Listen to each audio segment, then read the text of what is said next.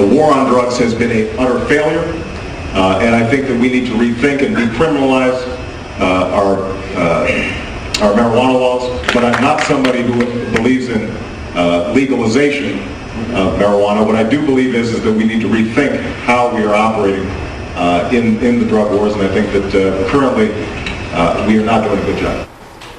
That was then State Senator, monochrome shirt and tie wearing Barack Obama at a debate during his 2004 run for the United States Senate.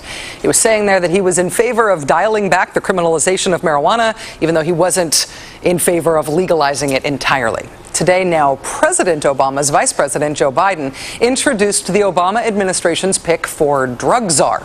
He is Seattle Police Chief Gil Kerlikowske. What do we know about Mr. Kerlikowske? Well, first and most importantly, we know that he is not the same guy as the last guy to have this job. The drug czar under George W. Bush was John Walters, who famously in 2003 said that arguments in favor of the medically prescribed use of marijuana make no more sense than arguments for, quote, medical crack, end quote. Because marijuana and crack, you know, those are exactly the same thing. Although the Drug Policy Alliance, which favors decriminalization, has said that they lament the fact that the president has chosen a police chief to be drug czar. As police chiefs go, Chief Kerlikowske is well regarded on the issue. The Associated Press today citing Seattle drug reform activists calling him smart and reasonable. For example, in 2003, Kerlikowske noted that arresting people for possessing marijuana for personal use was not an arrest priority for the Seattle Police Department. Last fall, he gave his blessing to a pilot program in drug-plagued Seattle neighborhoods for officers to send users to treatment or job centers instead of to jail. If he is confirmed, Chief Kerlikowske will also find that the drug czar job is no longer a part of the cabinet. That job was moved up to cabinet level under George W. Bush. It will be moved back down under Barack Obama. One other thing you should know about could-be drug czar Gil Kerlikowske. Did you ever see the really good Steven Soderbergh, Michael Douglas, Benicio del Toro movie Traffic? You remember that Michael Douglas was the drug czar? And that's this really important plot point that he learns that his daughter has a really serious drug problem, and it ends up with him giving up the drug czar job? Anyway. In Life Imitates Art news, at least for the beginning of the movie, it seems that Chief Kerlikowske's stepson has a pretty considerable arrest record on drug-related charges. Joining us now is Bruce Mirken, Director of Communications for the Marijuana Policy Project. Bruce, thanks very much for joining us tonight. Well, thanks for having me, Rachel. Good to be here. Do you think that there should be a drug czar? and if there is going to be one, is Gil Kerlikowske a good choice?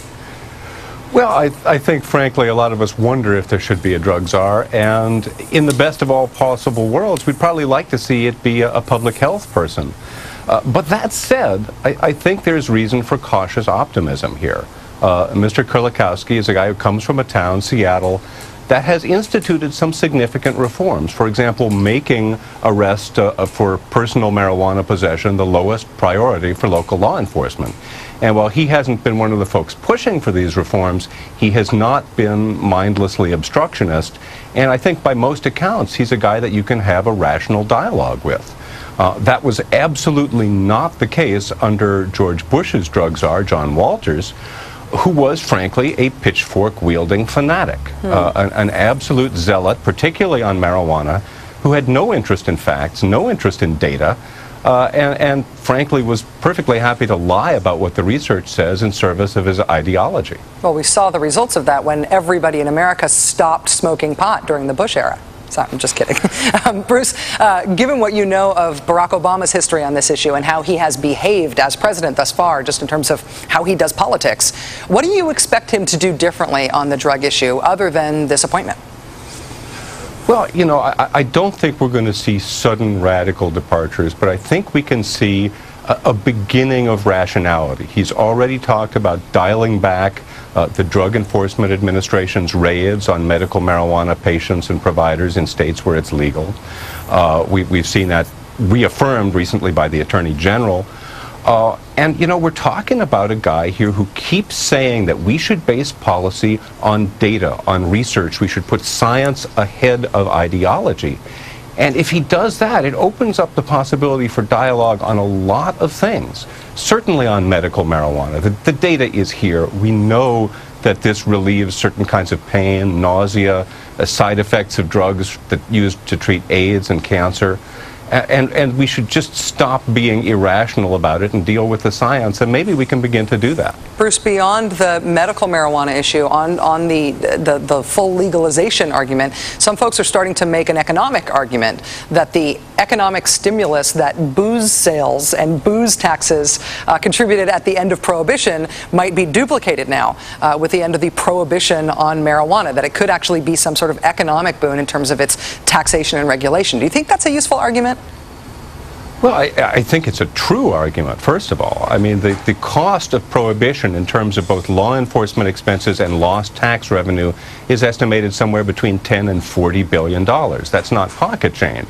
But, you know, there's another side to the economic argument, too. Our current laws are funding these horrific Mexican drug gangs that have started a real war on our southern border. 60% of their income, according to Mexican officials, comes from marijuana. If we treated marijuana like we treat our wine industry here in California, brought it out of the shadows, regulated and taxed it, we could cut off 60% of the income to these horrific gangs. Bruce Mirken, Director of Communications for the Marijuana Policy Project, a man who's very effective at his job. Bruce, it's nice to see you. Thanks for your time tonight. Thank you, Rachel. Coming up on Countdown, Keith Olbermann takes a look at the plucky, determined effort by George W. Bush loyalists to make the country like Mr. Bush more in retrospect than we did when he was president. Good luck. Next on this show, I get just enough